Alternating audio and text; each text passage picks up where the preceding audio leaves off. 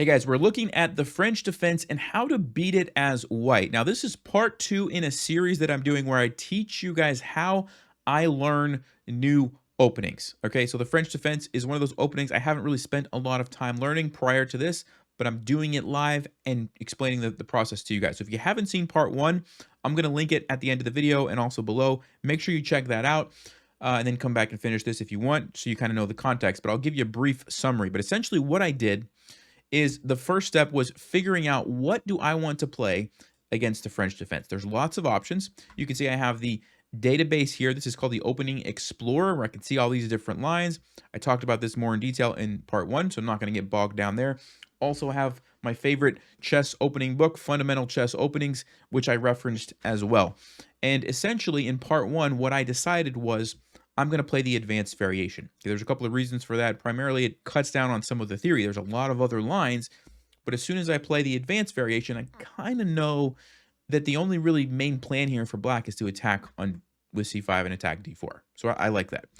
So I defend, they attack me, I defend, and last time we kind of talked about how there's really two main approaches here by black. They can either play queen to b6 and immediately kind of pile up on that pawn, or they can delay and not really worry about that and play bishop d7, okay? Against bishop d7, the best thing for me to do, what I learned last time, was bishop to e2 and castles, depending on what black does. Let's say knight g7 and a castle. This is kind of the best approach.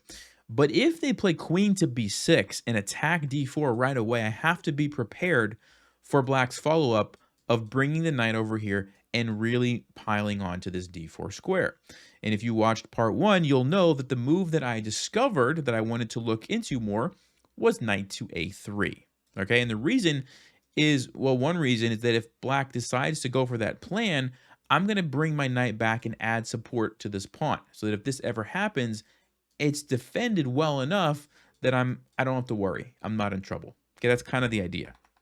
So what I'm going to do today is look at those lines in a little bit more detail and look for top level games. I want to see, what did some top level grandmasters play in these types of positions? How did the game go? And what can I learn from this? Okay, and this, again, this is a process that you can take for any opening. So even if you're learning something different from the French, remember these concepts, right? So, all right, so let's keep going. So knight to a3, and the most common move here you can see is that they capture. And then there was these two options. Bishop takes a3, as well as looping the knight around was another one. Actually, it's not that common now that I look at it. Bishop b4 check and bishop b7 are much more common. But I do want to be prepared for what happens if they go for my pawn. Okay, so let's actually start with that one. And this is totally up to you. You can start with the top move and just work your way down. Or you can start with the moves that, like, you are curious about. Like, hey, what do I do if they do this and attack my pawn? Like, because I've played the French before, and I know this is kind of a common thing where they like to bring the knight around and attack your d4 pawn. I want to know what's going on. So I'm going to start with that one. So let's say knight g to e7. Knight to c2 has been played. And then let's say knight to f5.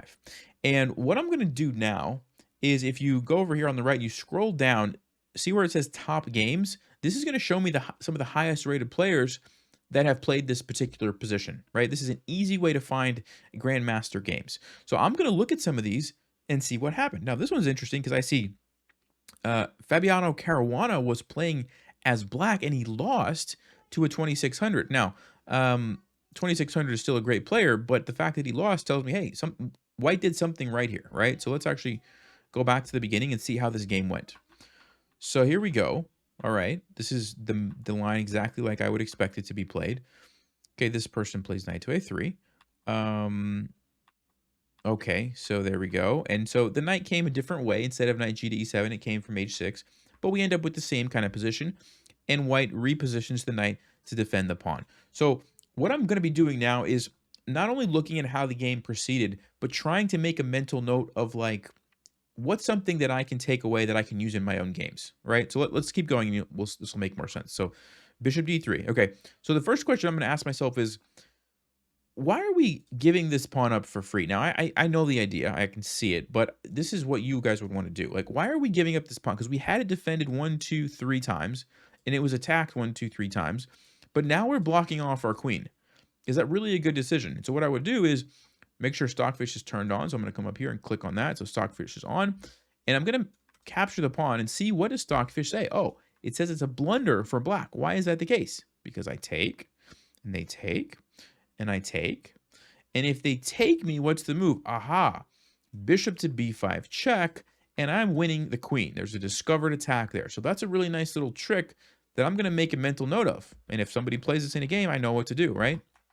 All right, so let's keep going. Bishop e7, castles, bishop d7. And let's see what white's going to do.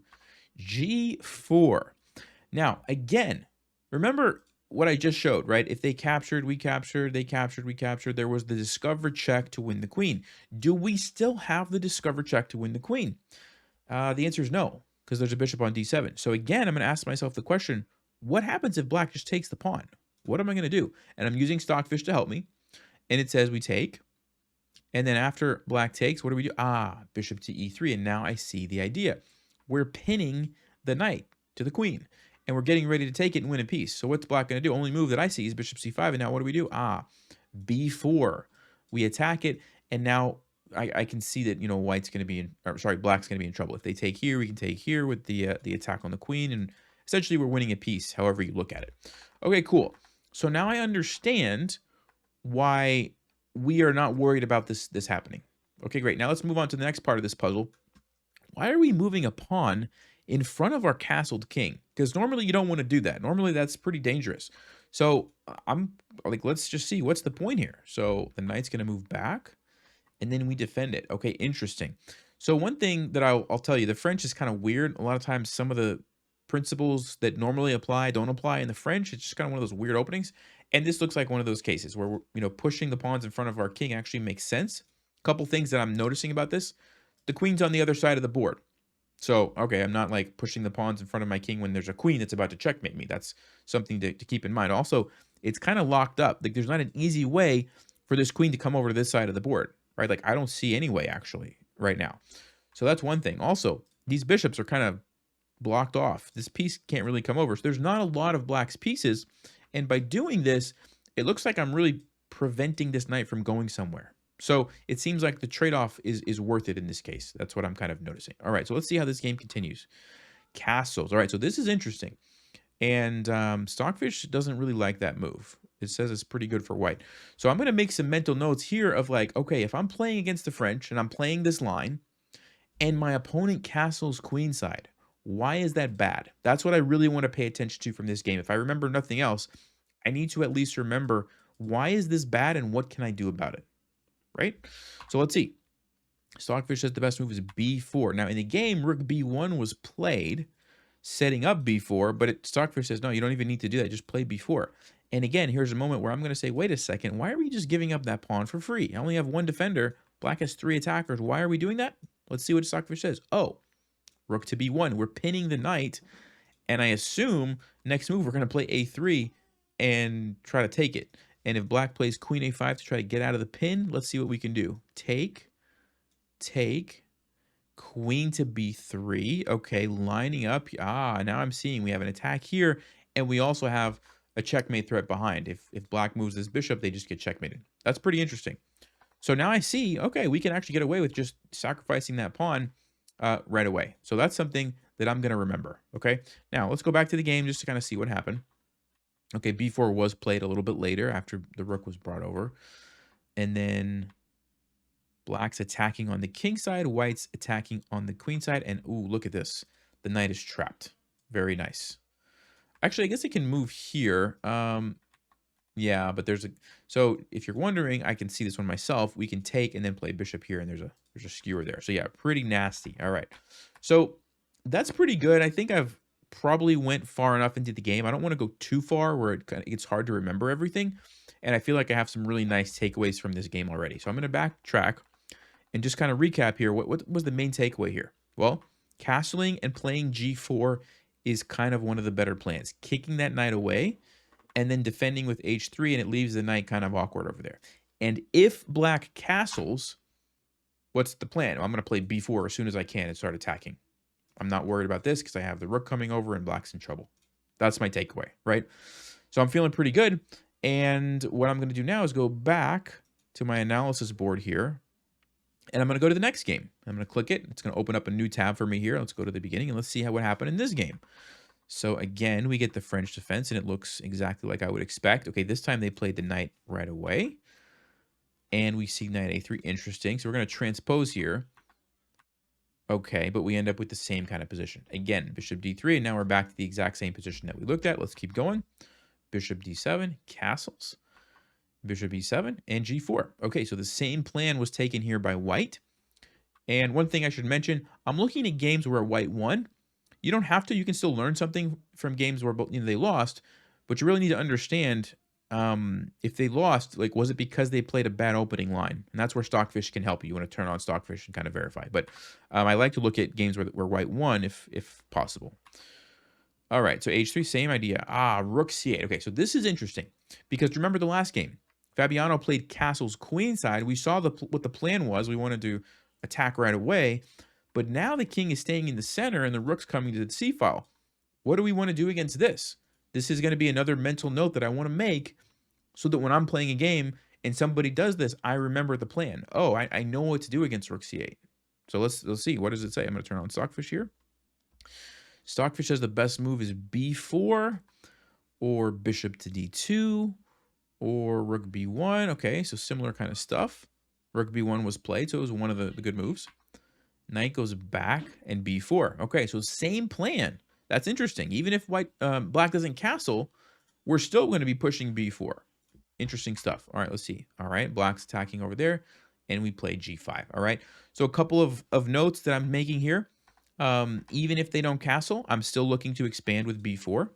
And if they move the knight and attack me, Stockfish and this top grandmaster push g5, which makes a lot of sense, right? I don't want to open up the rook to attack my king. So that makes a lot of sense to me. Let's keep going.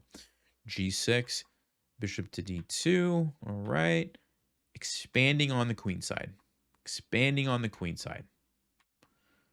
Okay. And the knight comes to the center, and it looks like a pretty pleasant position for white. Like if I get this position in a game, I'm feeling like the opening is a success, right? We're on move 20. I have a lot of space. Black is really cramped. I mean, look at black's pieces. He's kind of in a defensive posture. Can't castle right now. I'm feeling like my king is pretty safe. So I like this. This is probably where I would stop. You could go a few more moves just to kind of see what happens. Okay, we get a trade. The bishop comes in. Black sacrifices. Okay, that's interesting. But I don't want to get so deep that I can't remember it, right? So I'm going to stop there. I'm going to go back to the analysis board, and I'm going to see, are there any other... Yeah, here's another game between some high-rated players. Let's click on this one. And let's see what these guys did. Okay. Exact same thing. And remember, guys, we're only focusing on the games here where black goes for this idea of bringing the knight around to attack d4, right? That's just one of the potential plans that black can take up. So you would have to do this against every one. I'm just doing one at a time, right? All right, so queen b6, bishop b3. We've seen this before. Castles. a5. All right, so this is interesting to me because you remember against castling and against rook c8, what was our plan as white? Well, we expanded with b4. So this is a really good one to study and see because I can't do that, right? If I play b4 now, that probably looks like a bad move. Let's see how bad it is. Let's see if I play b4 now. What does Stockfish say? Yeah, it's terrible because black's just going to take it. Now they have this annoying pawn, and they've opened up the rook, and we didn't get any space over there like we wanted. It doesn't make sense anymore to play b4. So I have to know, okay, what's the alternate plan if black plays a5 and stops me from playing b4, right? All right, let's see what it is. This person takes... Now here what I'm going to do is check with Stock. Yeah, Stockfish doesn't like that so much. And let's see what happened in the game here. Okay, so black essentially puts the bishop here, and Stockfish is saying it's dead equal. That's what I want to try to avoid. I want to look for lines where I have an advantage if I'm white or if I'm black, right? Not equal. So yeah, this looks like it's just fine for black.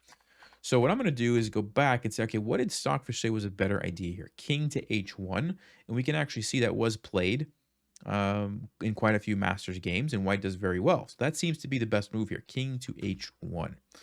And let's see what happens next. The rook comes over. Okay. Rook to b1. Interesting. Are we still trying to play b4? Let me back up here. This is a little bit of a tricky line. Yeah, and some of these moves that black's playing. All right. g4 does happen. Rook to G1. Wow. Okay, so that's interesting. I'm going to keep a mental note of this. One of the reasons behind playing king to H1, it seems, is that be on the lookout for G4 and rook to G1. And I'm not really sure like what the point is here. Like, let's see. What does Stockfish say is let's just say hypothetically black, I don't know, plays H5 to try to attack. Stockfish says we want to capture that and open up the rook. This is interesting. Rook takes H5 and then bring out the bishop. Wow. See, I don't think I ever would have come up with this plan. So this is an idea I'm going to keep in the back of my mind. And you have to be careful because sometimes Stockfish says to do crazy stuff. And if you don't understand why, you can get into trouble. And this is borderline one of those situations where I don't really understand. Like, what is my rook doing here? I don't quite get it. So your options are find a different line that Stockfish says that makes more sense to you, or keep going further and see what does it say. So let's just say G6, H4, Bishop H6. This is just the Stockfish line. I'm trying to like get some idea of what's going on. Yeah, I don't really quite understand it. So this is one of those moments where I'm not sure. I could go for this King H1 line, or I could try to find something else. A3 is another one, trying to, I guess, play B4. And what happens if black just pushes? Rook to B1. It's saying rook to B1. I don't get it. Am I actually playing that? Like, let's just see. Does it want me to play B4? Yeah, it doesn't mind B4. And if they take, wow, it gets pretty wild. You take here, and then you bring the knight, and then you take here. Interesting. All right. So this is, yeah, I mean, I don't know. This is a tough line. So this move A5 might need to come back and do another iteration later. Right now, my takeaways are King H1, G4, Rook G1, something to keep in mind, or A3 and Rook B1 and B4, and allow this with the idea that I'll take it back with my Rook and activate my Rook. So both plans are actually kind of similar now that I think about it. Activating the Rooks either on the B or the G files. It's kind of my takeaway, right? And okay, so yeah, that's interesting. But let's actually go back to my original analysis board and keep going. So the next thing that I'm going to do, and actually maybe this is a good spot to end the video and do another part, actually. Yeah, I think I will. So for this part, just to recap,